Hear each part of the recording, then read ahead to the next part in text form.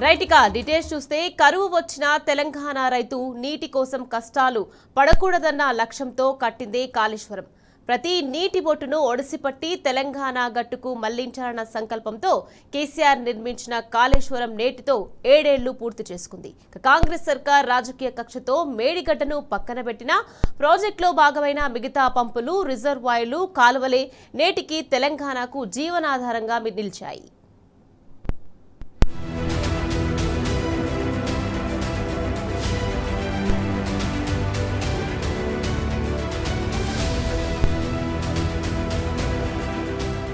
ఉమ్మడి రాష్ట్ర కుట్రలను ఛేదించి తెలంగాణకు శాశ్వత కరువును నివారించేందుకు రాష్ట్ర తొలి సీఎం కేసీఆర్ కాళేశ్వరం ఎత్తిపోతల పథకాన్ని చేపట్టారు.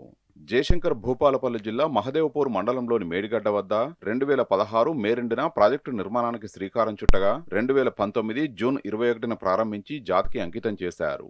నాటి నుంచి ప్రాజెక్టు బహుముఖ ప్రయోజనాల్ని అందిస్తూనే ఉంది. అందుకే తెలంగాణకు జీవనాడి కాళేశ్వరమే, కరువులో కాపాడే కల్పవల్లి కాళేశ్వరమే.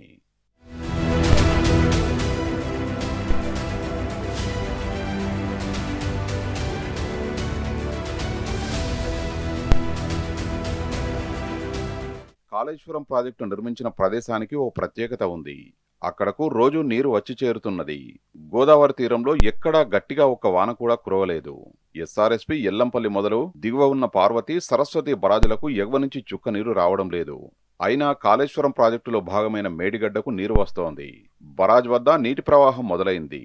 ఒక్క పెద్దవాన పడకున్నా సగటున 3300 క్యూసెక్కుల నీరు వస్తున్నది. మేడిగడ్డ వద్ద నిన్న సాయంత్రానికి 4200 క్యూసెక్కులకు ప్రవాహం పెరిగింది. అంటే 3 రోజులకు ఒక టీఎంసీని తరలించుకునే అవకాశం ఉన్నప్పటికీ అక్కడ ఉండడమే కాళేశ్వరం ప్రాజెక్టు నిర్మాణానికి గొప్ప బలం. ఫలితంగానే 2019 నుంచి నీటిని ఒడిసిపట్టి అత్యధిక ప్రాంతానికి సాగు, తాగునీరు అందించడం సాధ్యమవుతున్నది. ఈ ఒక్క ప్రాజెక్టుతో గోదావరిలో మన 954 టీఎంసీల్లో 750 టీఎంసీలకు పైగా వినియోగించుకునేందుకు మార్గం సుగమమైంది. ప్రాణహిత జలాలను ఎదురెక్కించడం వల్ల 150 కిలోమీటర్ల ప్రధాన గోదావరి సజీవంగా మారింది.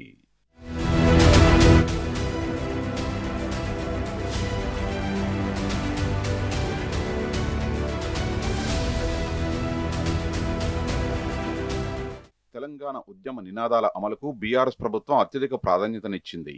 సాగునీటి రంగాన్ని బలోపేతం చేసి గ్రామీణ ఆర్థిక వ్యవస్థను పరిపుష్టం చేసింది. తెలంగాణ రాష్ట్ర సాగునీటి స్వరూపాన్ని పూర్తిగా మార్చేలా కాళేశ్వరం ప్రాజెక్టును వేగంగా పూర్తి చేసింది.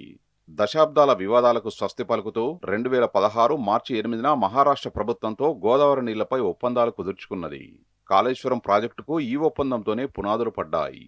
2016 మే 2న అప్పటి ముఖ్యమంత్రి కేసీఆర్ కన్నెపల్లి వద్ద భూమి పూజ చేసి ప్రాజెక్టు పనుల్ని ప్రారంభించారు.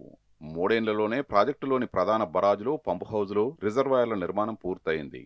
కాళేశ్వరం ప్రాజెక్టును 2019 జూన్ 21న నాటి ముఖ్యమంత్రి కేసీఆర్ ప్రారంభించి ప్రజలకు అంకితం చేశారు. నేటికి ఏనాటికి తెలంగాణకు కాళేశ్వరమే జీవనాడిగా నిలిచింది.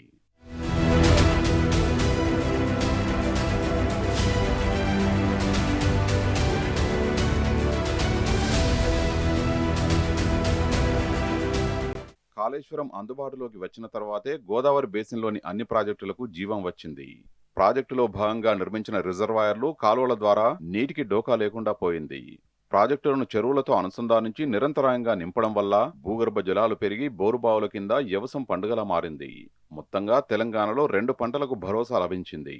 మేడిగడ్డను కాంగ్రెస్ ప్రభుత్వం ఉద్దేశపూర్వకంగా పక్కన పెట్టినా మిగతా నీటి సరఫరా వ్యవస్థ ఎల్లంపల్లి నుంచి కొండపోచమ్మ సాగర్ వరకు యథావిధిగా పనిచేస్తున్నది.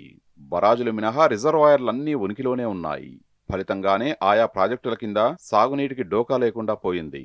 ఇదే కేసీఆర్ దూరదృష్టికి తార్కాణంగా నిలిచింది.